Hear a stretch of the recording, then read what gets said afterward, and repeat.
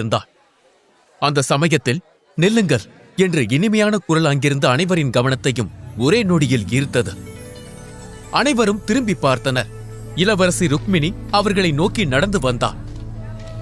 அவள் அங்கிருந்தவர்களை பார்த்து, என் பெயர் ருக்மிணி, நான் பேரரசர் உத்தமராயரின் மகள் மற்றும் பட்டத்து இளவரசி என்றாள். இதை கூறும்போது அவள் முகத்தில் ஒரு பெருமையான புன்னகை இருந்தது. இளவரசியின் இனிய குரலை கேட்டவுடன் பாரி உடனே அங்கு வந்தான். அவன் அவளை பார்த்து புன்னகையுடன், இளவரசியை தெரியாதவர் யாராவது இருக்க முடியுமா? அதுவும் உங்களைப் போல சக்தி வாய்ந்த இளவரசியை யாரும் பார்த்திருக்க மாட்டார்கள். உண்மையை சொல்ல வேண்டும் என்றால், இந்த கூட்டத்தில் என் அளவிற்கு சக்தி வாய்ந்த ஒருவர் இருக்கிறார் என்றால் அது நீங்கள்தான் என்றான். அவன் ருக்மிணியை வார்த்தைகளால் கவிழ்க்க நினைப்பதை அனைவராலும் பார்க்க முடிந்தது. நன்றி என்று ருக்மிணி அவன் பேச்சை முறித்தாள். பின்னர் அவள் தரணியை நோக்கி தன் பார்வையை திருப்பி, உங்கள் குழுவை பற்றி நான் பலமுறை கேள்விப்பட்டிருக்கிறேன். இந்திரபுரியின் மிகவும் சக்தி வாய்ந்த குழுக்களில் ஒன்று என்று அனைவரும் கூறுகிறார்கள். இப்போது உன்னை பார்த்த பிறகு உன் குழுவிற்கு எதிர்கால தலைவர் கிடைத்துவிட்டார் என்று தோன்றுகிறது தரணி என்றார். இளவரசி தன்னை புறக்கணித்ததைக் கண்ட பாரிக்கு சகிக்க முடியவில்லை. அவனுக்கு கோபம் தலைக்கேறியது.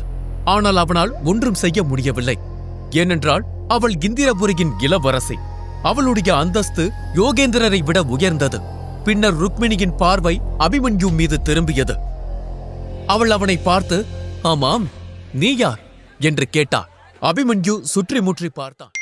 இளவரசி தன்னைத்தான் கேட்கிறாள் என்பதை அவனால் நம்ப முடியவில்லை. பின்னர்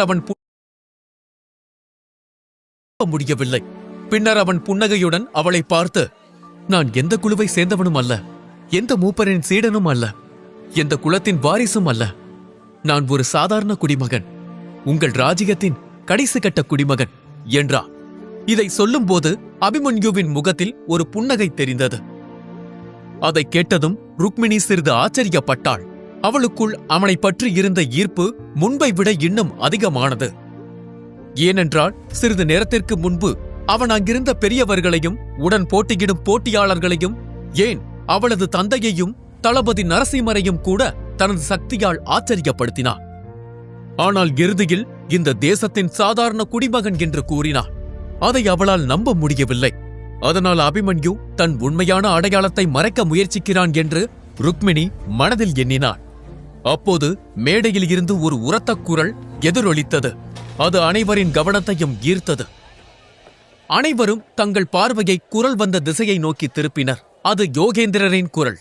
அவர் அங்கிருந்த அனைவரையும் பார்த்து, போட்டியின் அடுத்த பகுதி இன்றிலிருந்து சரியாக 7 நாட்களுக்கு பிறகு நடைபெறும். நீங்கள் இங்கிருந்து வெளியேறும் போது ஒவ்வொருவருக்கும் ஒரு மோதிரம் வழங்கப்படும். அந்த மோதிரம் தெய்வீக கல்லாலானது. அதற்குள் ஒரு ரகசிய பகுதி இருக்கிறது. போட்டியின் அடுத்த சுற்று பற்றிய தகவல்கள் அந்த பகுதியில்தான் மறைந்திருக்கிறது. அதை கண்டுபிடித்து 7 நாட்களுக்கு பிறகு நீங்கள் இங்கு திரும்பி வர வேண்டும். அதை கண்டுபிடித்தால்தான் 2வது கட்ட போட்டிக்குள் உங்களால் நுழைய முடியும். இல்லையென்றால் நீங்கள் வெளியேற்றப்படுவீர்கள். ஆனால் ஒன்றை மட்டும் நினைவில் வைத்துக் கொள்ளுங்கள், இந்த 7 நாட்களுக்கும் நீங்கள் அரச காவலாளிகள் மற்றும் மூத்தவர்களின் நெருங்கிய கண்காணிப்பில் இருப்பீர்கள். அதனால் மோதிரத்தை திறக்க தந்திரம், சூழ்ச்சி அல்லது பிறரின் உதவி பயன்படுத்த முயலாதீர்கள். உங்கள் குலத்தின் பெரியவர்கள், உங்கள் ஆச்சாரியரின் உதவியும் தேடக்கூடாது. அப்படி செய்தால் நீங்கள் தகுதி நீக்கம் செய்யப்படுவீர்கள். மாவீரர் போட்டியின் முதல் கட்டம் இத்துடன் முடிகிறது. 2வது கட்டத்திற்காக உங்களைப் போல நானும் ஆவலாக காத்திருக்கிறேன் என்றார். யோகர் கிளம்பியவுடன் இளவரசி ருக்மிணி அனைவரையும் பார்த்து, நண்பர்களே, முதல் சுற்றில் நான் வெற்றி பெற்றதுக்காக இன்று இரவு மாளிகையில் ஒரு விருந்து வச்சிருக்கேன்.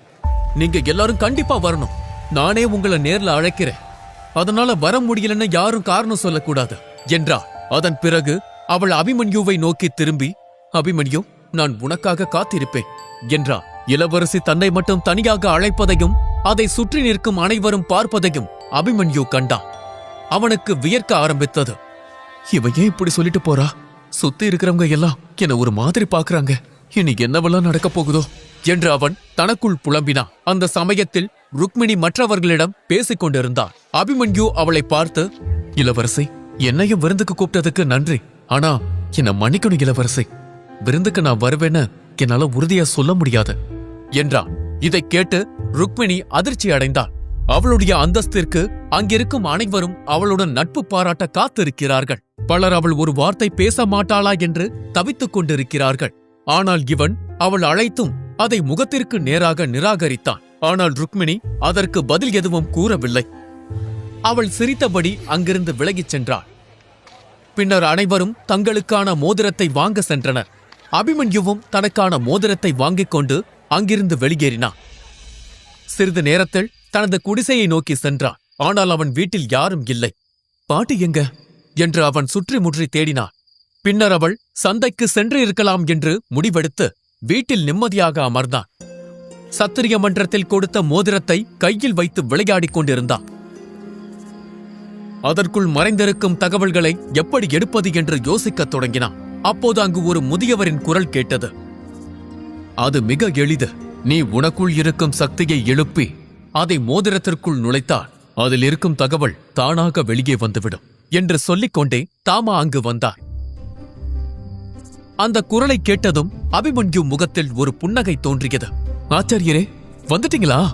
முதல்ல எனக்கு இந்த மோதிரத்துல இருக்கிற தகவலை வெளியே எடுத்து தாங்க என்றான். அவரை நோக்கி மோதிரத்தை நம்பிக்கையுடன் நீட்டினான். அதை பார்த்த தாமா சிரித்தார்.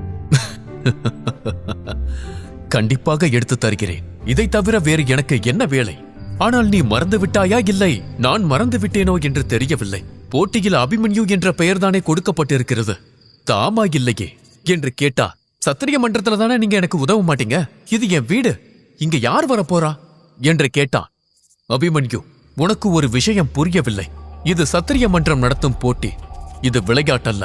இந்த மோதிரம் தெய்வீக கல்லால் ஆனது. இதற்குள் யாருடைய சக்தி செல்கிறதோ அவரைத்தான் இந்த மோதிரம் அதன் எஜமானராக ஏற்கும். நான் இதை திறந்தால் இதன் எஜமானராக நான் மாறிவிடுவேன். அதன் பிறகு இதற்குள் இருக்கும் வேலையை முடித்து நீ சத்திரிய மன்றம் சென்றாலும் அவர்கள் அதை ஏற்க மாட்டார்கள். அவர்கள் உன்னை தகுதி நீக்கம் செய்வார்கள் என்றார். அதை கேட்டதும் அபிமன்யு ஏமாற்றமடைந்து விரக்தியுடன் மோதிரத்தை வெறித்து பார்த்தான். அதை பார்த்த தாமா, உனக்கு அனைத்திலும் அவசரம். உனக்கு எல்லாமே உடனடியாக நடக்க வேண்டும். மோதிரத்தை வாங்கி சில மணி நேரங்கள் கூட ஆகவில்லை, அதற்குள் விரக்தி அடைகிறாய். நீ எல்லாம் எப்படி பிரம்மதீரனாவாயோ? முதலில் ஒரு போர் வீரனின் அடிப்படை தகுதி பொறுமையாக இருக்க கற்றுக்கொள்வது. அதை முதலில் வளர்த்துக்கொள் என்றார். இப்ப இந்த மோதிரத்தை எப்படி திறக்கிறதுன்னு சொல்லித்தர போறீங்களா, இல்ல பொறுமையா எப்படி இருக்கிறதுன்னு சொல்லித்தர போறீங்களா என்று அபிமன்யு கேட்டான். இரண்டுமே இல்லை. முதலில் சோகத்தை விட்டுவிட்டு இன்று இரவு நடக்கப் போகும் அரச குடும்பத்தின் விருந்தில் கலந்து கொள். மீதியை பின்னர் பார்த்துக் கொள்ளலாம் என்றார். அதற்கு அபிமன்யு, ஆச்சாரியரே, எனக்கும் அந்த விருந்துக்கு போகணும் தான் ஆசை. ஆனா அங்க வர பணக்கார பசங்க போடுற மாதிரி என்கிட்ட நல்ல உடைகள் இல்லை. இப்ப நான் போட்டு இருக்கிற உடைகளே என் தந்தையோட உடைகள் தான் என்றார். அதை கேட்ட தாமா சிரித்தார். உன் பிரச்சனைக்கு என்னிடம் ஒரு மருந்து இருக்கிறது என்றவர் தன் விரலில் இருந்த மோதிரத்தை கழட்டினார்.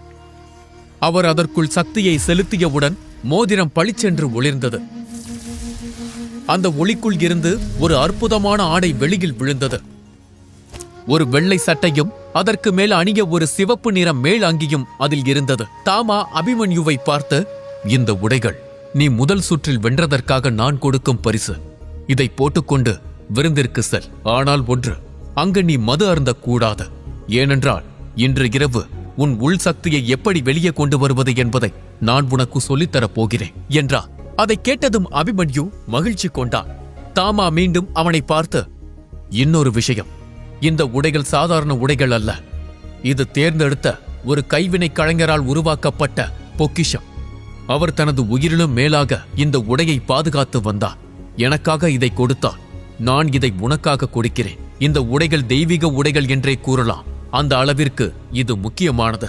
இதை நீ பத்திரமாக பாதுகாக்க வேண்டும் என்றார். தாமா கூறுவது அபிமன்யுவுக்கு ஆச்சரியமாகவும் அதே நேரத்தில் குழப்பமாகவும் இருந்தது. ஆனால் அதை பற்றி அவன் அதிகம் யோசிக்கவில்லை. அவன் அந்த உடையை அணிந்து கொண்டு அரண்மனையை நோக்கி புறப்பட்டான். உற்சாகத்தோடு அவன் நடைபோட்டுக் கொண்டிருந்த போது வழியில் யாதவியையும் மாதவியையும் வருவதை பார்த்தான். இவங்க இந்த நேரத்துல இங்க என்ன பண்றாங்க? அதுவும் நேரா என்ன நோக்கி வர்ற மாதிரி இருக்கு என்று அவன் யோசித்தான். யாதவி தனது அழகான முகத்தை இன்னும் அழகாக காட்டும் அற்புதமான சிவப்பு நிற உடையை அணிந்திருந்தாள்.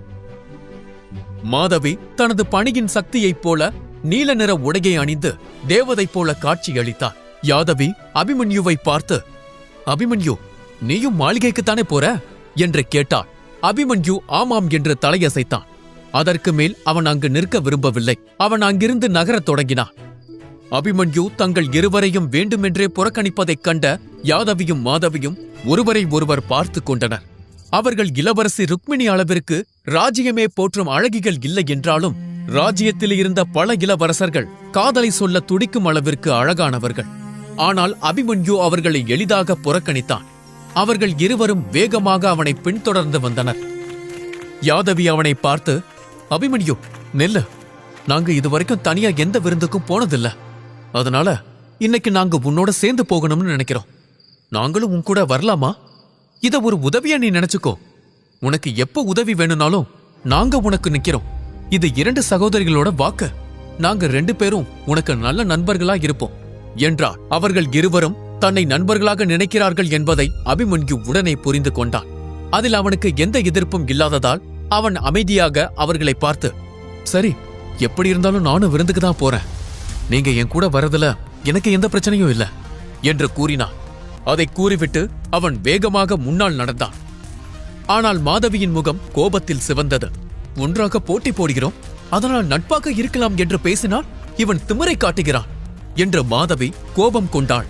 ஆனால் யாதவி அவளை சமாதானப்படுத்தினாள். பின்னர் 2 சகோதரிகளும் அபிமன்யுவுடன் மாளிகையை நோக்கி நடக்கத் தொடங்கினர்.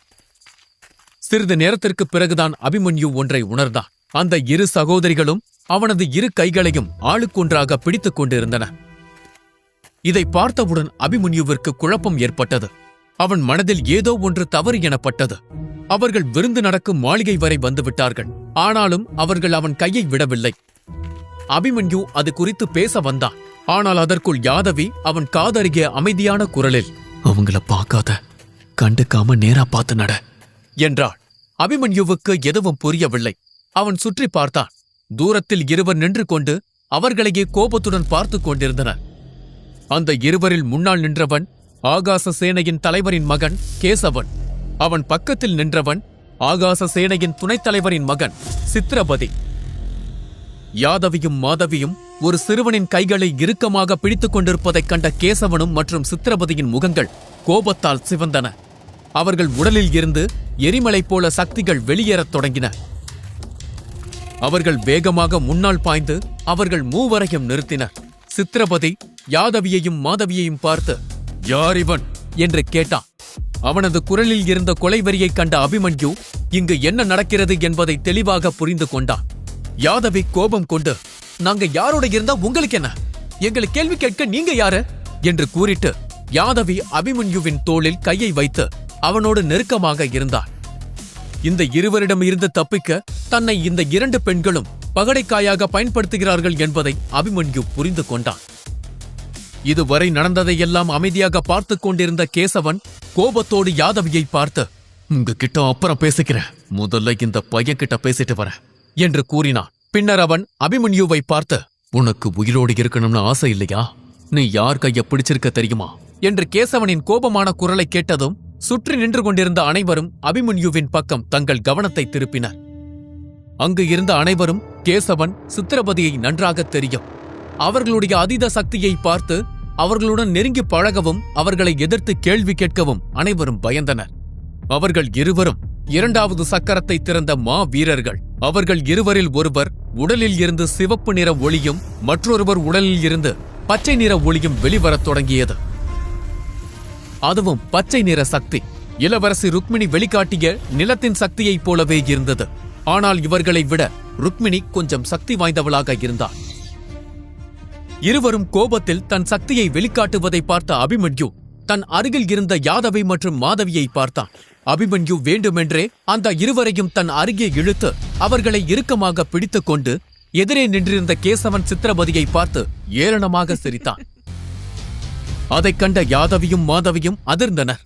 அவர்கள் இதை எதிர்பார்க்கவில்லை. அவர்கள் கண்கள் விரிந்தது. அவர்கள் அபிமன்யுவை நோக்கி தங்கள் பார்வையை திருப்பினர். அபிமன்யு அவர்கள் இருவரையும் பிடித்திருப்பதை பார்த்ததும் கேசவன் மற்றும் சித்ரபதியின் ரத்தம் கொதித்தது. அவர்கள் இருவரும் அபிமன்யுவை தாக்க பாய்ந்தபோது ஒரு கணீர் குரல் அங்கே எதிரொலித்தது. கேசவா, என் விருந்த கெடுக்க பாக்குறீங்களா? அந்த முட்டாள் சித்திரபதிக்கு தான் ஒண்ணும் தெரியாது, உனக்குமா தெரியாது என்று ஒரு பெண் குரல் கேட்டது. அது இளவரசி ருக்மிணியின் குரல். அவளைக் கண்டதும் கேசவன் அமைதியானான். அவன் தன் சக்தியை களைத்துவிட்டு ருக்மிணியை பார்த்து சிரித்தான். பின்னர் சித்திரபதி கோபமும் எரிச்சலும் நிறைந்த குரலில், நாங்க ஒண்ணு செய்யல, இந்த பையன்தான் பிரச்சனை பண்ணா என்றான். அதை கேட்ட ருக்மிணி கண்களை சுருக்கி, என்ன பார்த்தா முட்டாள் மாதிரி தோணுதா? யாதவி மாதவியுடன் அபிமன்யு பேசுறத பார்த்த உடனே நீங்க சக்தியை எழுப்பி அவனை தாக்க போனதை நான் தெளிவா பார்த்தேன். இங்க மாவீரர் போட்டி நடக்குது. அது முடியும் வரைக்கும் இங்க எந்த குழப்பமும் எந்த பிரச்சனையும் நடக்கக்கூடாது. அதை விட முக்கியமா இப்ப நடக்க போற விருந்து என்னோடது. இவங்க எல்லாம் என்னோட விருந்தினர்கள். இதுல யாராவது பிரச்சனை பண்ணணும்னு நினைச்சா என்னோட இன்னொரு முகத்தையே பார்க்க வேண்டி வரும் என்று ருக்மிணி எச்சரித்தாள். அவளுடைய குரல் அறிவுரை போல இல்லை, அது மறுக்க முடியாத உத்தரவை போல இருந்தது. அதை கேட்டதும் அனைவரும் வாயை மூடிக்கொண்டனர். ருக்மிணி அபிமன்யுவை நோக்கி நடந்து வந்தாள். அவன் ஆடையில் இருந்த சுருக்கத்தை இழுத்துவிட்டு அவன் உடையை நேர்படுத்தினாள். பின்னர் அவனை பார்த்து சிரித்து, உன் ஆடை அற்புதமாயிருக்கு, ஆனா அதை எப்படி அணியணும்னு தான் உனக்கு தெரியல. இத கூட உனக்கு இன்னொருத்தர் சொல்லித் தரணுமா என்று கூறிக்கொண்டு அவள் அதை முழுமையாக சரி செய்தாள். இப்ப எப்படி இருக்கு என்று கேட்டாள். அவள் முகத்தில் ஒரு புன்னகை இருந்தது. ஆனால் அங்கு கூடியிருந்த அனைவர் முகத்திலும் அதிர்ச்சி நிறைந்திருந்தது.